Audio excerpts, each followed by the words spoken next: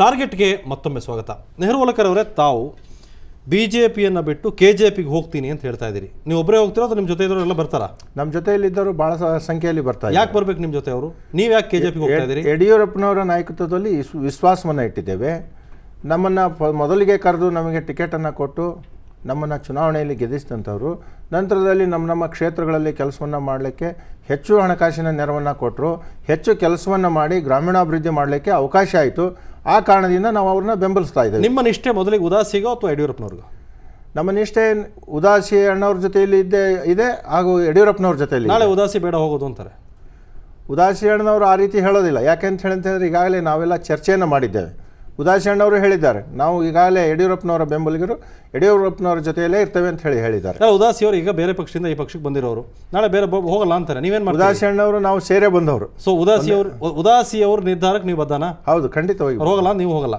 ಇಲ್ಲ, ಅವ್ರು ಹೋಗ್ತಾರೆ ಅಂತ ಹೇಳೋದು ವಿಶ್ವಾಸ ಇದೆ. ಆ ವಿಶ್ವಾಸ ಮತ್ತು ನಂಬಿಕೆ ಮೇಲೆ ರಾಜಕಾರಣ ನಡೀತಲೇ ಇಲ್ಲ ಓಲೇಕರ್ ಅವರೇ. ಈಗ ನಡೆದಿದೆ. ಎಲ್ಲಿ ನಡೆದಿದೆ? ಎಲ್ಲಿ ವಿಶ್ವಾಸ ಇದೆ ಆ ವಿಶ್ವಾಸಕ್ಕೆ ತಕ್ಕಂತನೇ ಕೆಲಸ ಏನು ನಡೀತಾವಲ್ಲ, ಅದಕ್ಕೆ ವಿಶ್ವಾಸ ನಂಬಿಕೆ ಇಲ್ಲದೇ ಇದ್ದಿದ್ದಕ್ಕೆ ನೀವು ಸರ್ಕಾರ ಬಿಟ್ಟು ನಾವು KJP ಮಾಡ್ತೀವಿ ಅಂತ ಹೊರಗೆ ಬಂದಿರೋರು.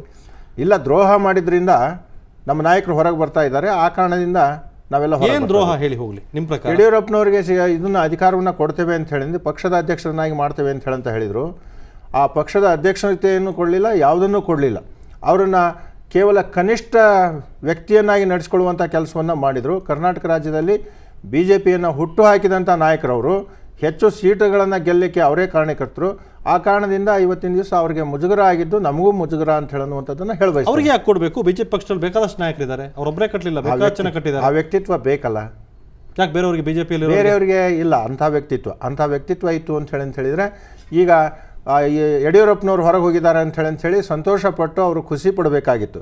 ಖುಷಿ ಪಡುವಂಥ ಪ್ರಮೇಯ ಉದ್ಭವ ಆಗೋದಿಲ್ಲ, ಮುಜುಗರವನ್ನು ಪಡುವಂಥ ಪರಿಸ್ಥಿತಿ ಅವ್ರಿಗೆ ಬಂದಿದೆ. ಅಂಥ ನಾಯಕತ್ವ ಮತ್ತು ಮುಖಂಡತ್ವದ ಶಕ್ತಿ ಇಲ್ಲದ BJP ನೀವ್ಯಾಕೆ ನಿಮ್ಮ ನಾಯಕರು ಯಾಕೆ ಸದಾನಂದ ಗೌಡರಿಗೆ ಆ ಶಕ್ತಿ ಮತ್ತು ವ್ಯಕ್ತಿತ್ವ ಇಲ್ಲದಲೇ ಅವರು ಮುಖ್ಯಮಂತ್ರಿ ಮಾಡಿದ್ರ? ಜಗದೀಶ್ ಶೆಟ್ಟರ್ ಅವರಿಗೆ ಆ ವ್ಯಕ್ತಿತ್ವ ಮತ್ತು ಮುಖಂಡತ್ವ ಇಲ್ಲದೆ ಮಾಡಿದ್ರ? ಈ ಕ್ಯಾಪ್ಟನ್ ಅಂತ ಹೇಳಿ ಏನು ಕಬಡ್ಡಿಯಲ್ಲಿ ಇರ್ತಾರ, ಕ್ಯಾಪ್ಟನ್ ಔಟ್ ಆದಾಗ ಇನ್ನೊಬ್ರು ಅದನ್ನ ಆಟವನ್ನು ಆಡಿ ತೋರಿಸ್ಬೇಕಲ್ಲ.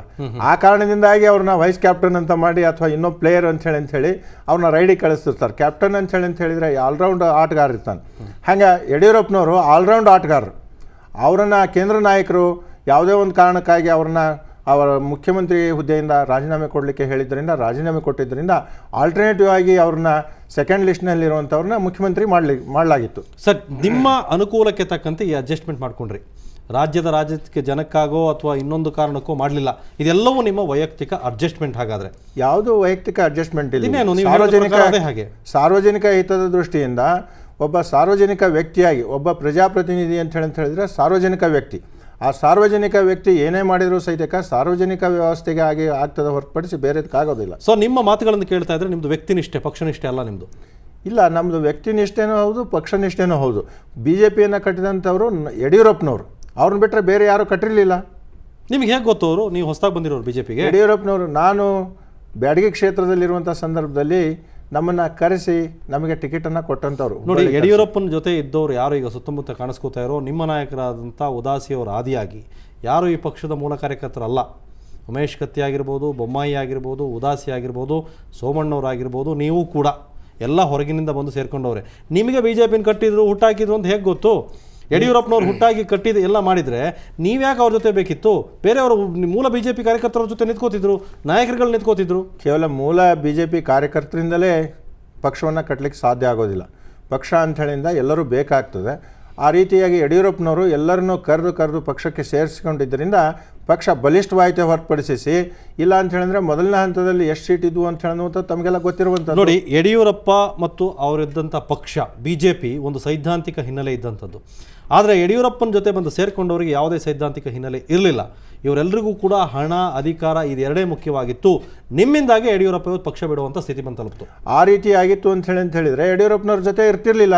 ಅಧಿಕಾರಕ್ಕೆ ಯಾವತ್ತು ಕಳ್ಕೊಂಡ್ರೋ ಆವತ್ತು ನಾವು ಅವ್ರನ್ನ ಬಿಟ್ಟಿರ್ತಿದ್ವಿ.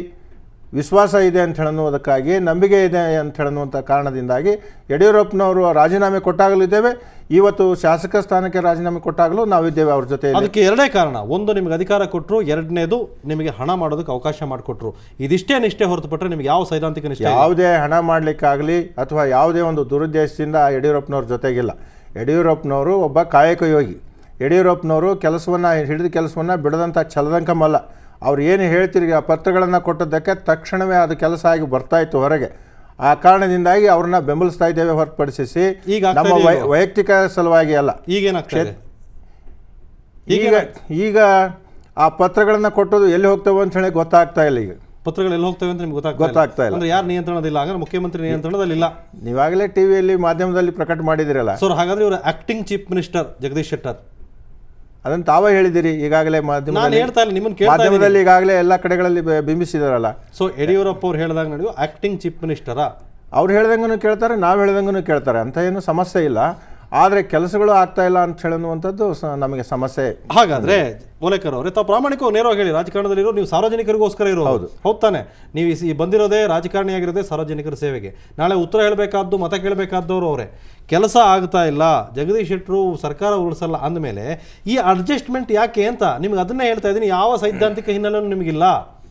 ನಿಮಗೆ ಬೇಕಾಗಿರೋದು ಅಧಿಕಾರ, ಅದಕ್ಕೋಗಿ ನೀವು ಈ ಅಡ್ಜಸ್ಟ್ಮೆಂಟು. ಯಾವ ಕಾರಣಕ್ಕೂ ಅಧಿಕಾರ ಬೇಕು ಅಂತ ಹೇಳಂತಲ್ಲ, ನಮ್ಮ ನಾಯಕರ ಒಂದು ಏನಿದೆಯಲ್ಲ ಹೇಳಿಕೆ, ಆ ನಾಯಕರ ಒಂದು ಇದರಿಂದ ಇವತ್ತಿನ ದಿವಸ ನಾವು ಮುಂದುವರಿಸಿದ್ದೇವೆ. ರೈಟ್ ಓಲೇಕರ್ ಅವರೇ, BJPಯಲ್ಲಿ ನಿಮಗೆ ಪ್ರಮುಖವಾಗಿ ಯಾರಿಂದೆಲ್ಲ ಸಮಸ್ಯೆ ಆಯಿತು ಕೇಳ್ತೀನಿ. ಅದಕ್ಕೆ ಮೊದಲು ಒಂದು ಚಿಕ್ಕ ಬ್ರೇಕ್.